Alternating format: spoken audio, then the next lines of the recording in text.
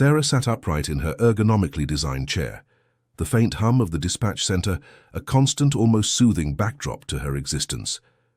Her fingers danced across the keyboard, eyes scanning the multiple monitors that displayed a flickering tapestry of street grids, call queues, and unit statuses.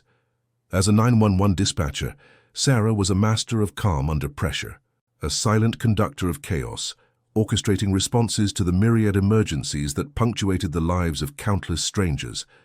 Her reputation preceded her. Even the most seasoned officers knew that when Sarah was on the mic, things would be handled with an almost surgical precision. Most days unfolded with a predictable rhythm: fender benders, lost pets, the occasional domestic dispute that dissolved into shouting and apologies. These were the mundane calls, the white noise of her profession, yet beneath it all, an underlying tension always simmered. Sarah knew that at any moment the ordinary could shatter, transforming into something terrifying and urgent. It was this ever-present possibility that kept her perpetually alert, her senses finely tuned to the subtle shifts in the flow of information. Beyond the headset, Sarah's personal life carried its own undercurrents. Her relationship with her younger brother, Mark, a patrol officer in the same precinct, was a complex weave of fierce affection and unspoken friction. His chosen profession, a mirror of her own but with far greater physical peril, was a constant source of quiet worry. Their last conversation, sharp and strained, had ended abruptly, leaving a familiar ache in her chest. He was too reckless, too eager to be the hero, she'd argued, but he had simply smiled, that infuriatingly charming smile, and told her it was his job. A peculiar sensation prickled at the back of her neck, a cold whisper of unease that had no logical source. It was a premonition, she realized, one of those inexplicable feelings that occasionally preface a significant event. She dismissed it, attributing it to fatigue or the lingering tension from her thoughts about Mark. But the feeling persisted, a subtle tremor beneath the surface of her composure. Then the screen flared. A Priority 1 alert flashed in angry red letters, stark against the cool blue interface. Her breath hitched. Priority 1 calls were rare in their relatively quiet sector, reserved for incidents of extreme urgency, situations where life was actively at risk. Her fingers flew, accepting the call. The initial details scrolled across her screen. Domestic disturbance escalating, 123 Maple Street. Maple Street. The name resonated with an unsettling familiarity. It was a quiet, tree-lined street, just a few blocks from where she and Mark had grown up. A knot tightened in her stomach, a flicker of recognition she couldn't quite place, but one that stirred a deep, primal sense of dread.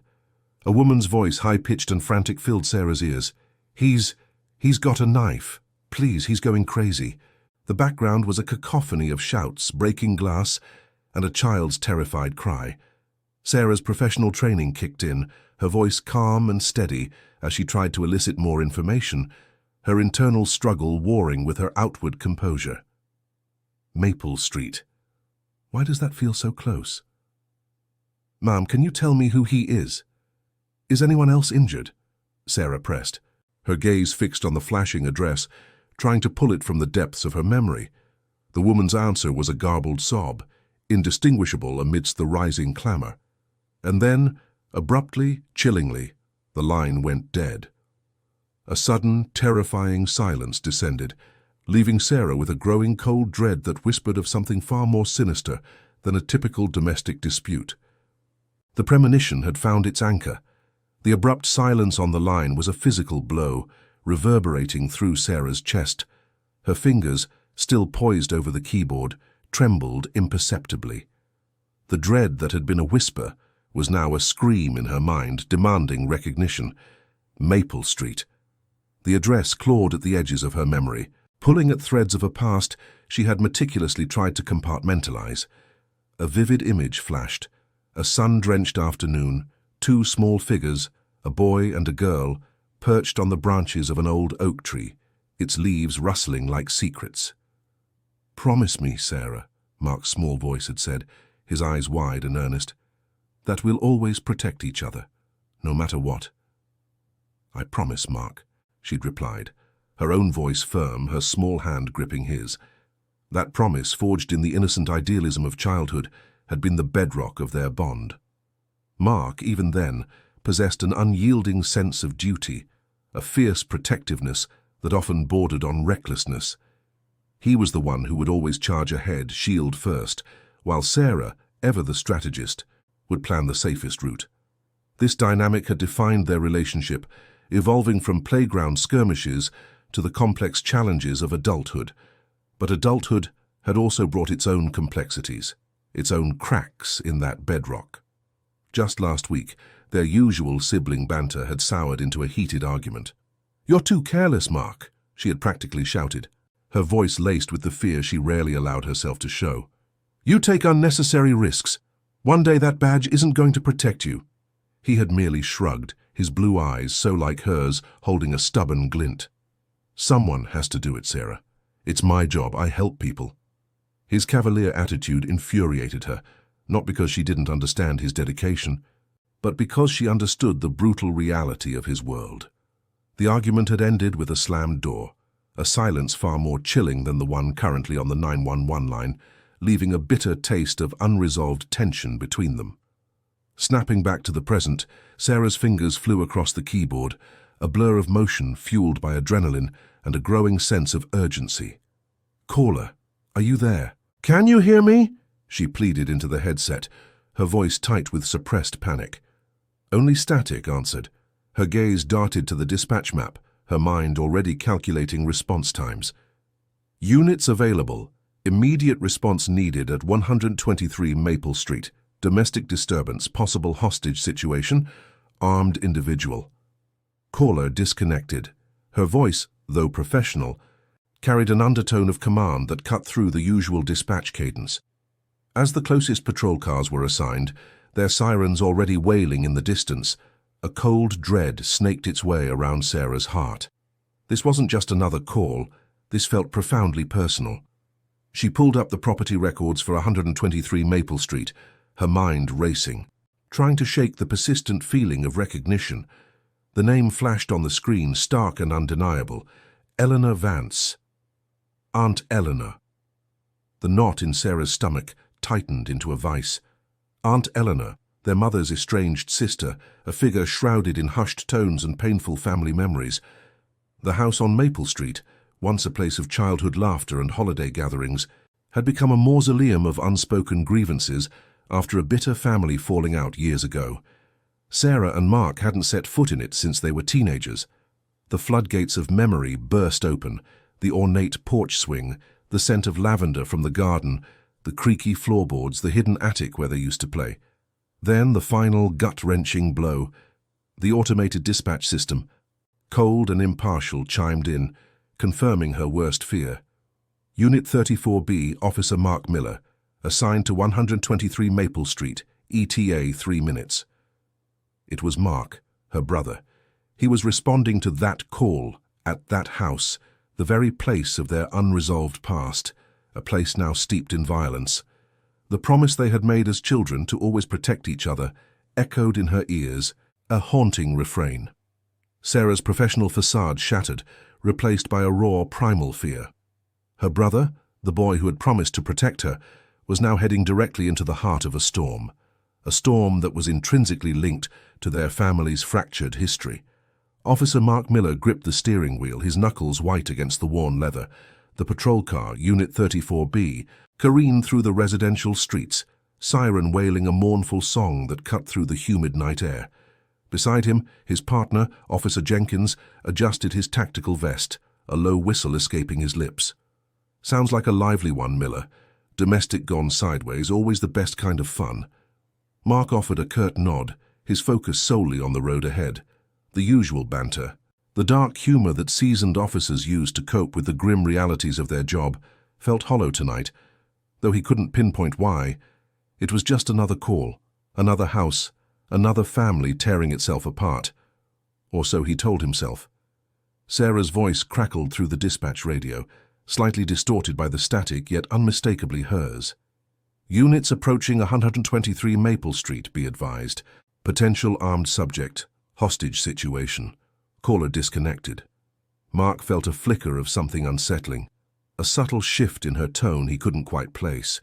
It wasn't the usual composed, almost robotic cadence of a dispatcher. There was an underlying tension, a barely perceptible tremor. He dismissed it as the stress of a priority one call. Sarah always took these things seriously, meticulously, sometimes too much so for his liking. He remembered their last argument, her words about his recklessness, her fear. He pushed the thought aside. Now was not the time for introspection.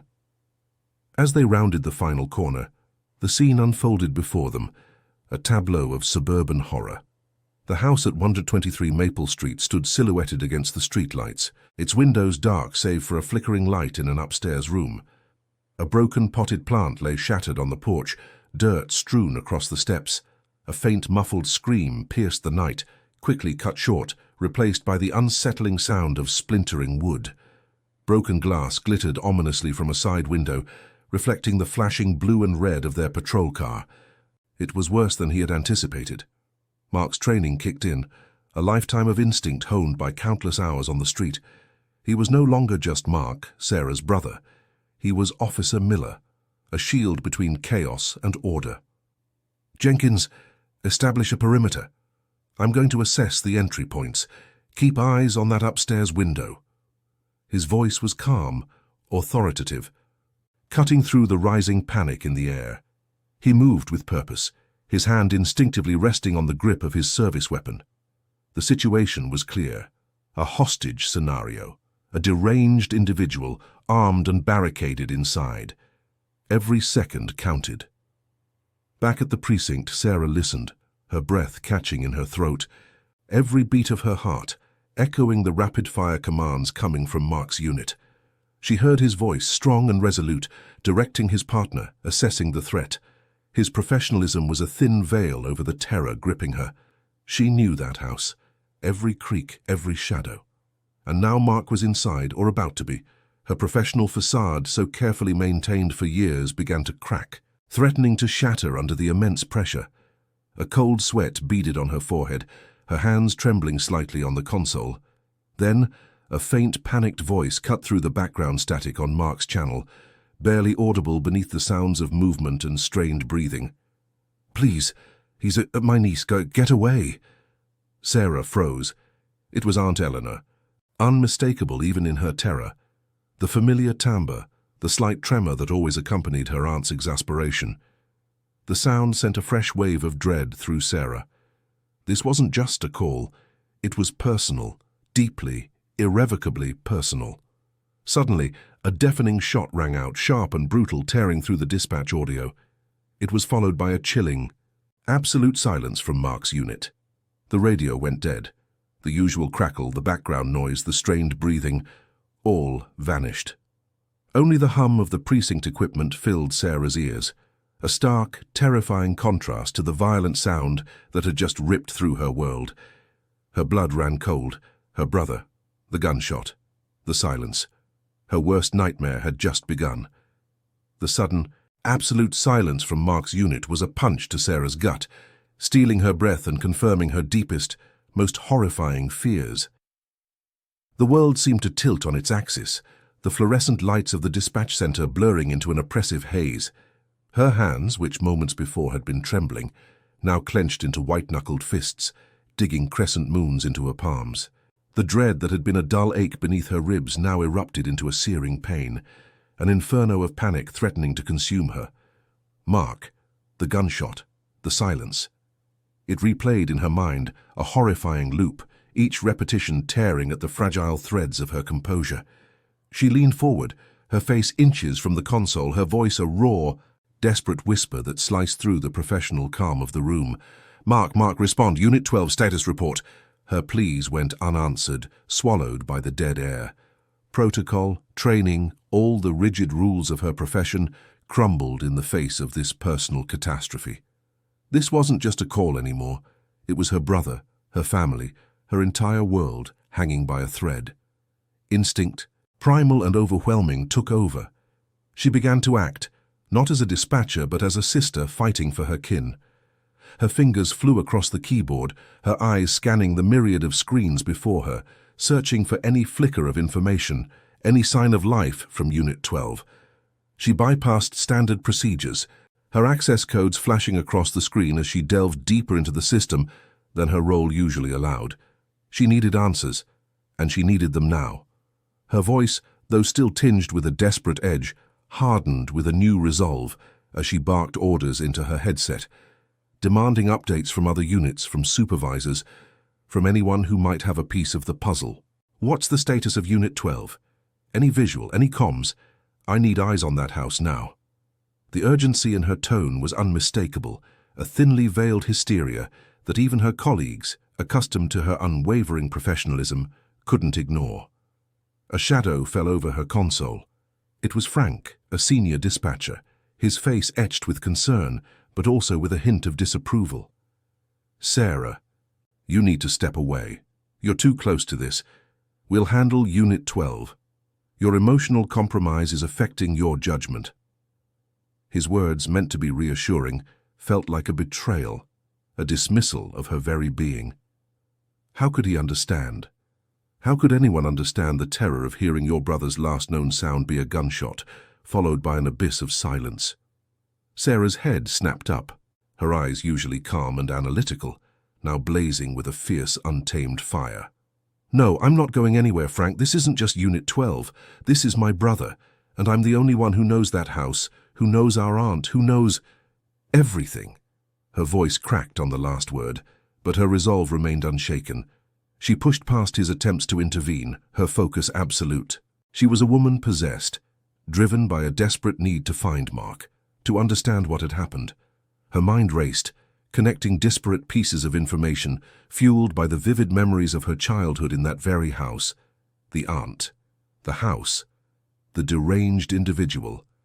It all felt too personal, too targeted.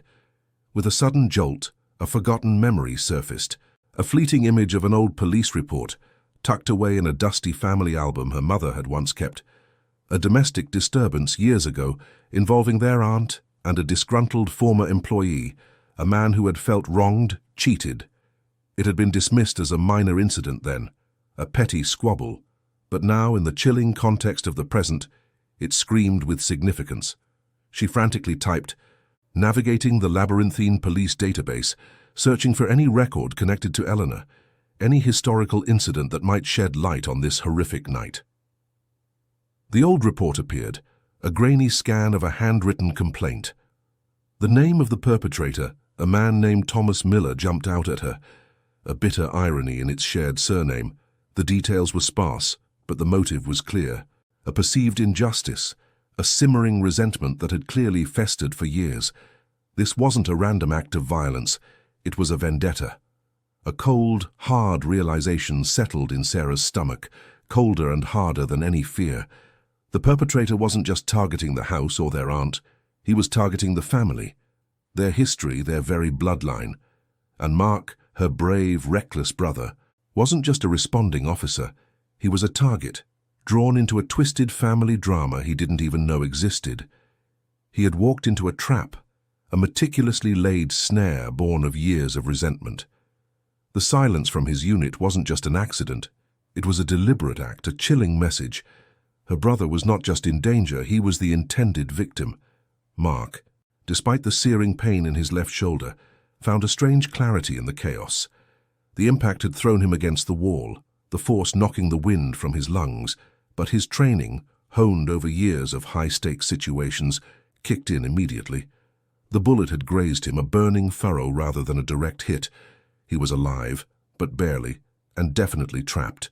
He could hear their Aunt Eleanor whimpering from behind the overturned sofa, a fragile, terrified sound that spurred him to action. His vision swam for a moment, but he fought through it, his hand instinctively going for his sidearm, which had been knocked loose. He found it, his fingers closing around the familiar grip, a small comfort in the escalating nightmare. "Eleanor, stay down," he rasped, his voice raw. He pressed himself against the interior wall, assessing the damage, the shattered glass from the living room window glinting menacingly on the floor. He knew this house, every nook and cranny, every hiding place from childhood games with Sarah. Now those memories were not of joy, but of survival. He thought of Sarah, her worried face, her pleas for him to be careful. "A promise, unspoken but deeply felt," echoed in his mind. "I'll always come back for you." The thought fueled a primal determination. He had to make it back, for Sarah, for his aunt. Miles away, yet inextricably linked, Sarah was a whirlwind of controlled panic. Her childhood memories of the house, once innocent recollections, became tactical blueprints in her mind. She pulled up the digital schematics, marking potential entry points, blind spots, and escape routes. The old treehouse in the backyard, the rickety shed, the overgrown rose bushes, every detail was meticulously relayed to the tactical teams preparing for entry. "The back porch has a loose board near the steps, left side," she instructed, her voice sharp and precise, cutting through the static. "There's an old cellar entrance underneath the kitchen window, often unlocked." She was a general on the battlefield, her knowledge of the terrain her most potent weapon. The perpetrator, Thomas Miller, was growing increasingly agitated. His voice, amplified by the house's acoustics, echoed through the comms, chilling Sarah to the bone. "They took everything from me. My job, my reputation, my whole life. And now I'm taking it back, starting with what you hold most dear." His demands were not monetary, nor were they about escape. They were deeply personal, steeped in a festering resentment that had brewed for decades. He wanted justice, his version of it, for perceived past transgressions against his family by theirs. Sarah felt a cold dread creep through her. This wasn't merely a hostage situation, it was a reckoning. Her professional facade, usually impenetrable, began to crack under the immense emotional toll. Tears welled, blurring the maps on her screen, but she blinked them back fiercely. There was no time for weakness. Mark needed her. Then a flicker of hope, a beacon in the darkness, a burst of static over the radio, followed by what sounded like a series of clicks. It was Mark's emergency beacon, a prearranged coded message they had devised years ago, a relic from their childhood games of spies. It meant he was alive, and he was trying to communicate. A wave of relief, so potent it almost buckled her knees, washed over Sarah. He was hurt, but he was fighting. "He's alive! He's sending a code," Sarah practically shouted, her voice thick with emotion. She worked frantically with the tactical commander, Captain Davis, who, despite his initial skepticism, now listened intently to her every word. "He's signaling his position. He's in the old study near the back of the house." Together they began to formulate a dangerous rescue plan, a coordinated breach that would rely heavily on Sarah's intimate knowledge of the property and Mark's desperate signals. Just as the plan began to solidify, Miller's voice boomed through the comms again, laced with a terrifying finality. "1 hour, that's all you get. 1 hour or I start making examples, you hear me? 1 hour." The chilling threat hung in the air, a deadline that ratcheted the tension to an unbearable peak, plunging Sarah, Mark, and everyone involved into a desperate race against time. Inside the decaying house, amidst the growing dread, a horrifying truth began to unravel. Mark, his arm throbbing, found himself an unwilling confidant to his terrified aunt. Her voice, a thin whisper barely audible over the perpetrator's rants, painted a picture of a past far darker than any family anecdote. She spoke of a hidden betrayal, a desperate act committed years ago to protect the family's reputation and fortune, an act that had directly led to Thomas Miller's ruin. Mark listened, stunned, as the pieces clicked into place, the sudden disappearance of Miller's father, the hushed whispers about financial scandals, the abrupt change in their family's fortunes. All of it was connected, orchestrated by his own family. Miles away, Sarah, glued to her console, felt a cold wave of understanding wash over her. The perpetrator's fragmented monologues, once seeming like the ravings of a madman, now coalesced into a coherent, albeit twisted, narrative. His pain, his anger, his relentless pursuit of justice, it all made a horrifying kind of sense. She cross-referenced old police reports, dusty newspaper clippings her aunt had mentioned in passing years ago, and forgotten legal documents. The puzzle pieces fit together with a sickening precision. This wasn't merely a hostage situation, it was a decades-old vendetta, a son seeking retribution for the destruction of his family at the hands of hers. The priority one call was merely the fuse on a long-burning powder keg. Over the comms, Miller's voice, now clearer, carried a chilling monologue. "They said my father was a thief, a cheat. They destroyed his legacy, his name, but I know the truth, I know what they did." His words, laced with raw pain and seething rage, echoed through the tactical channels, confirming Sarah's grim conclusions. He detailed the intricate web of deceit, the deliberate manipulation of evidence, the calculated ruin of his father's business, all to cover up a colossal financial misstep by their own patriarch. The family's carefully constructed facade of respectability crumbled, revealing a rotten core. This revelation, however, presented Sarah and Mark with an agonizing moral dilemma. The perpetrator, a man driven by profound injustice, was undeniably a threat, but his motivation stemmed from a genuine grievance. Upholding justice now meant exposing their family's deep-seated secrets, shattering the carefully curated image they had maintained for generations. Protecting those secrets, on the other hand, meant denying a man his right to retribution, however violent his methods. The thin blue line they walked suddenly felt impossibly narrow, fraught with personal and professional peril. The trust they had in their family and their very history was irrevocably broken. The foundation of their upbringing, built on tales of ancestral integrity, now lay in ruins. Mark, still trapped, felt the weight of this betrayal pressing down on him, compounding the physical pain of his injury. Sarah, despite her professional training, wrestled with the profound emotional implications. Every decision, every instruction she gave was now colored by this devastating truth. The lines between right and wrong, between duty and family loyalty, blurred into an indistinguishable mess. Outside, the tactical team, unaware of the deeper personal stakes, finalized their preparations. The SWAT commander gave the signal. The air crackled with an almost unbearable tension. The breach was imminent. Sarah watched the countdown timer on her screen, her heart pounding a frantic rhythm against her ribs. Just as the team prepared to move, Miller's voice, amplified and distorted, cut through the comms one last time, a terrifying declaration. "They will all pay. They will all understand. I'm going to make an example of them all." He raised his weapon, the metallic click echoing ominously, aimed not at Mark, but at the terrified elderly aunt cowering behind him. The sound was deafening, signaling the end of all negotiation. The beginning of a desperate, violent climax. The silence shattered with explosive force as the tactical teams breached the house. Doors splintered, windows imploded, and the air filled with the cacophony of shouts, flashbangs, and the chilling crack of gunfire. Sarah, her eyes fixed on the dynamic floor plan displayed on her monitor, became a conduit of information, her voice an unwavering lifeline in the maelstrom. She directed units with an almost supernatural precision, her childhood memories of the house transforming into critical tactical intelligence. Garden gate, north side unguarded, back bedroom window second from the left, access point. Watch the narrow hallway, trip hazard near the old grandfather clock. Her commands cut through the radio static, guiding the officers through the familiar yet now terrifying labyrinth of her aunt's home. Inside, Mark, despite the searing pain in his shoulder, moved with a primal instinct. The perpetrator, momentarily disoriented by the sudden assault, had hesitated. That split second was all Mark needed. He lunged, shielding his aunt with his own body, his uninjured arm sweeping her behind a heavy, overturned armchair. The perpetrator, Miller, recovered quickly, his eyes blazing with a desperate fury. Their confrontation was no longer just about duty. It was deeply personal, a collision of fractured pasts and present desperation.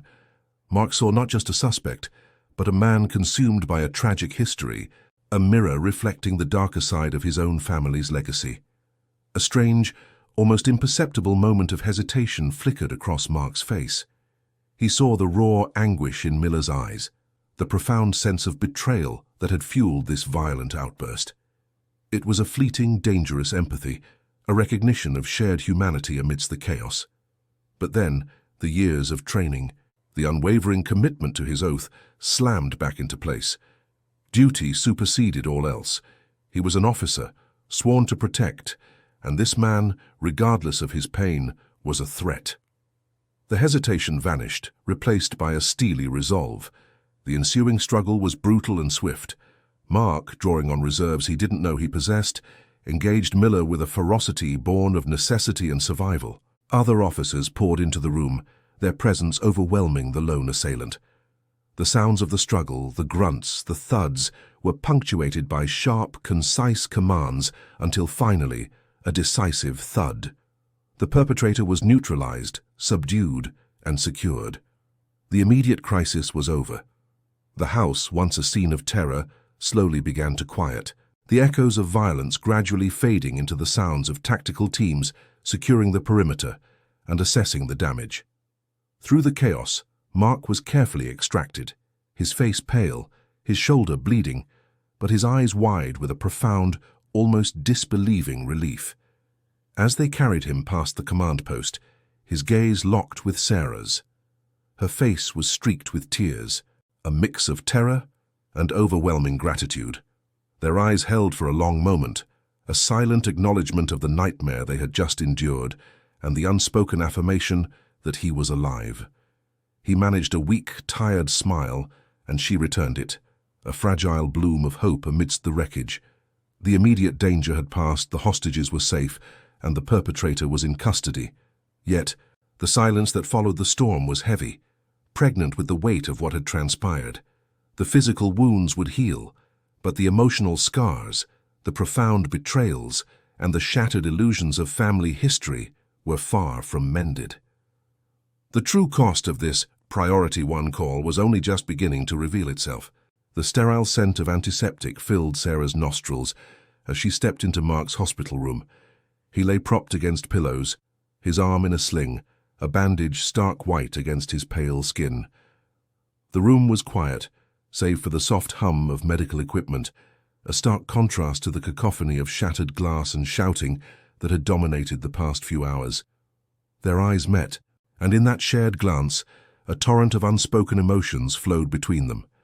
There was fear, relief, guilt, and an overwhelming surge of love that transcended their recent estrangement.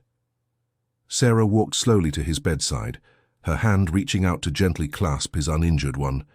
No words were needed, for the tremor in her touch, the wetness in her eyes, spoke volumes. It was an unspoken apology for the distance that had grown between them, a silent promise to bridge that chasm forever. Mark squeezed her hand, a weak smile gracing his lips, acknowledging the depth of her unspoken plea. Later, their aunt, Aunt Carol, her face etched with exhaustion and regret, came to visit. She sat by Mark's bed, her gaze fixed on her hands, twisting a worn handkerchief. The weight of her secrets now laid bare hung heavy in the air. Her voice was raspy, laced with shame as she began to speak, not to Mark necessarily, but to the silence of the room. She confessed to the past, to the betrayals, the hidden resentments that had festered for decades, culminating in Miller's desperate act of revenge. She spoke of her own role in the family's fractured history, seeking forgiveness not just from Mark, but from the universe itself. It was a raw, vulnerable confession, a painful first step on a long road to redemption. Sarah watched, a profound understanding dawning upon her. The call hadn't merely been an operational challenge, it had been a crucible, forging new perceptions of family, loyalty, and the true meaning of duty. Her understanding of her own family, once seemingly straightforward, was now complex, shaded with grays she hadn't known existed. Mark's physical wounds began to heal with remarkable speed, but the emotional scars, etched deep into his psyche, would undoubtedly linger. The memory of Miller's desperate eyes, the weight of the family's hidden transgressions, and the stark reality of how close he had come to the precipice would forever be a part of him. Yet through it all, a new beginning blossomed between him and Sarah. The forced proximity of crisis had stripped away their defenses, revealing the raw, enduring core of their sibling bond. They found themselves talking more, truly listening to each other, sharing fears and hopes in a way they hadn't since childhood. The dangerous job of a police officer, once a source of bitter contention, was now viewed through a lens of mutual respect and a deeper, more profound appreciation for the sacrifices they both made. He on the streets, she in the unseen world of emergency dispatch. The Priority 1 call, a seemingly random act of violence, had left an indelible mark on their lives.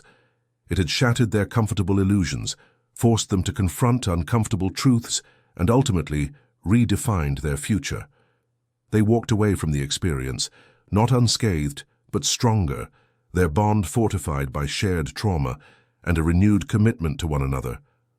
The world continued its ceaseless spin. Emergency calls still flooded the dispatch center, and officers still patrolled the streets. But for Sarah and Mark, everything had subtly yet irrevocably shifted. They understood now, with a clarity born of fire, that some calls don't just demand a response.